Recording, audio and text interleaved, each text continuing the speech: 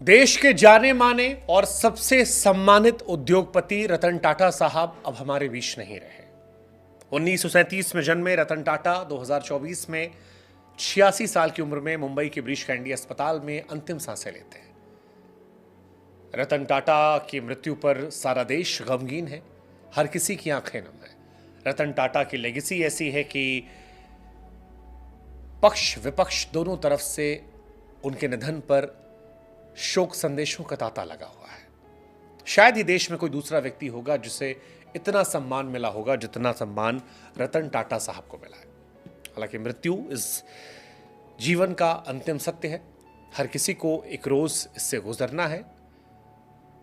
लेकिन रतन टाटा के ना रहने पर एक सवाल उठ रहा है कि कौन बनेगा टाटा का उत्तराधिकारी, किसके हाथ जा सकती है 3800 करोड़ के साम्राज्य की कमान। 86 साल की उम्र में रतन टाटा साहब का निधन हुआ। मुंबई के ब्रीच कैंडी अस्पताल में आईसीयू में वो एडमिट थे। रतन टाटा केवल अपने कारोबार के लिए नहीं बल्कि अपने उस दान करने वाले दानवीर व्यक्ति के तौर पर भी जानने आते थे। उद्योगपति रतन टाटा की पहचान एक समाज सेवी की रही है। टाटा ग्रुप के साम्राज्य को दिन दुगना रात चौगुना करने में रतन नवल टाटा का बहुत बड़ा हाथ रहा है। उनकी लीडरशिप में टाटा सन्स ने नई ऊंचाइयों को छुआ, देश दुनिया में कारोबार तेजी से फैलाया। टाटा ट्रस्ट के जरिए देश को आगे बढ़ाने, गरीबों के जीवन स्तर को बेहतर बनाने के लिए रतन टाटा ने कई काम किए। टाटा को लाइमलाइट की दुनिया से दूर रहने, सादा जीवन, उच्च विचार वाली जिंदगी के लिए जाना जाता है। लेकिन अब जब सवाल उनके उत्तराधिकारी का हो रहा है, क्योंकि रतन टाटा की शादी तो हुई नहीं थी, इंडिया चाइना वॉर के चलते उनकी शादी रह गई थी, उनका कोई संतान नहीं है, उनके उत्तराधिकारी को लेकर चर्चाएं कई हैं।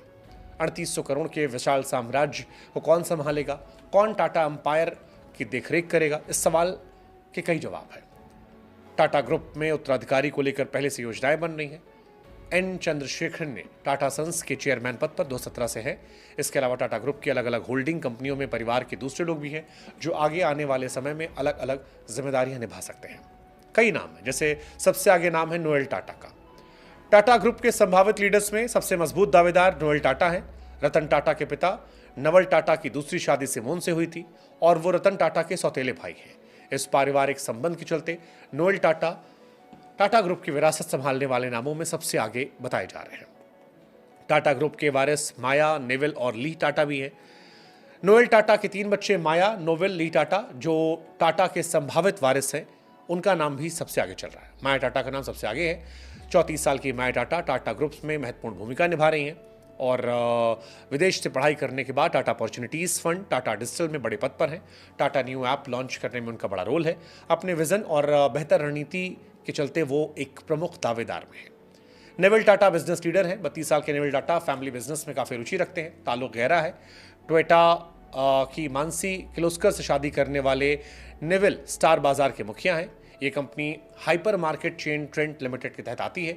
उनकी लीडरशिप में टाटा फ्यूचर लीडर की झलक मिलती है और एक मुखिया बनने की संभावनाएं उनमें भी देखी जा रही हैं।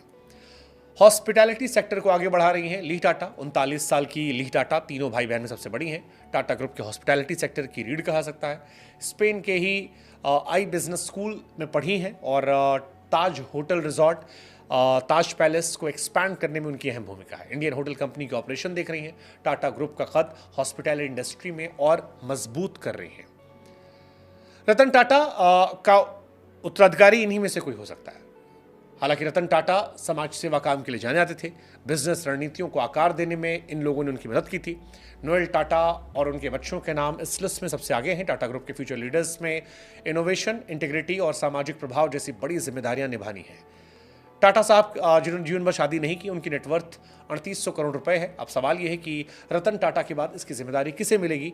इन्हीं में से कोई नाम होगा जो शायद उस जिम्मेदारी को संभालेगा। लेकिन रतन टाटा साहब का जाना हम सब के लिए दुखद, गमगीन करने वाला विषय है, क्योंकि टाटा साहब कोई इंडस्ट्रियलिस्ट सिर्फ नहीं थे, एक बिजनेसमैन नहीं थे, एक आइकन थे, एक ऐसे व्यक्ति थे जिनका सम्मान हर कोई करता है। और अब जब ये लेजेंड नहीं है तो फिर सारा देश गमगीन है। एक ऐसा इंसान हिंदुस्तान से गया जिसने हिंदुस्तान के बिजनेस को ग्लोबल स्टेज पे पहुंचाया। बिजनेस किया लेकिन समाज सेवा की, दान दिया, और शायद यही वजह है कि आज सारी दुनिया उनका सम्मान कर रही है।